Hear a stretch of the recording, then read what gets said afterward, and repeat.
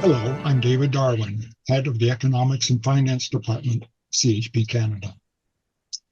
Year after year, Canadian governments, federal, provincial, and even municipal, feel it necessary to provide our tax dollars to giant corporations.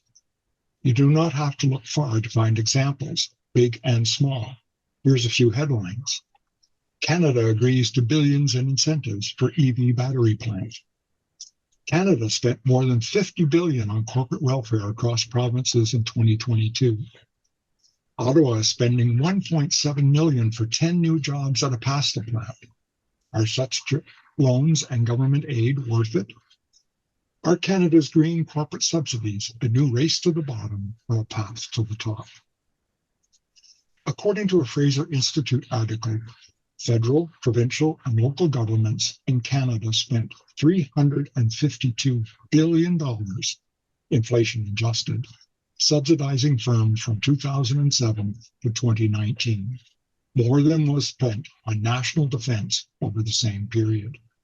Such unwarranted spending comes with huge costs to government budgets and we, the taxpayers. These subsidies, which the report notes excludes other forms of government support, such as loan guarantees, direct investment, and regulatory privileges for particular firms or industries, are not warranted and distort the usual functioning of the economy. Consider the following.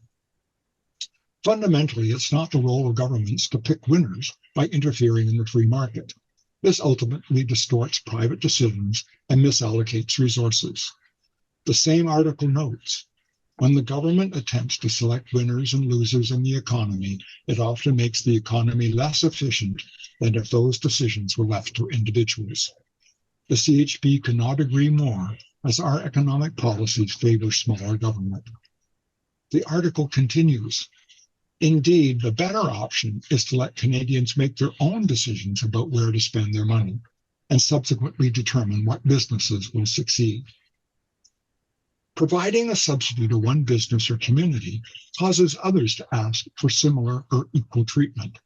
This is often referred to as a subsidy war. For example, this headline, Stellantis gets $11 billion from Canada, surpassing Volkswagen's subsidy. Every dollar spent on these payments is a dollar unavailable for tax cuts or other spending priorities. A significant body of research indicates these subsidies don't produce widespread economic growth or job creation. In fact, I believe they may actually hurt the economy. Subsidies depress economic activity in some parts in order to encourage it in others. Yet research suggests the benefits of corporate welfare are, at best, fleeting and rarely successful in attracting high-skilled, high-paying jobs. Politicians may score points with voters when they cut the ribbon on a new plant, but many economists argue such incentives only serve to destroy competition, distort labor markets, and inflict long-term damage on the economy. As these subsidies are often paid for through government debt, there are economic costs, like higher taxes and inflation, which ultimately discourage desired economic activity. Case in point. Meanwhile, the Trudeau government clings to its mandated EV transition, gambling with taxpayer money hand over fist as it pours more than $44 billion into various EV and battery manufacturing operations. And as Andrew Coyne observes in the Globe and Mail, it's worse than that, as all of that money will be borrowed. Interest costs should be included. Parliamentary Budget Office estimates these at $6.6 billion. All told, that's $50 billion of other people's money for 3 factories. If a subsidy does entice a firm to relocate, such a business can just as easily be lured away by another jurisdiction anytime. It makes no sense to build an economy around artificial stimulants, as that may mean the firm isn't a good fit for the region or community anyway.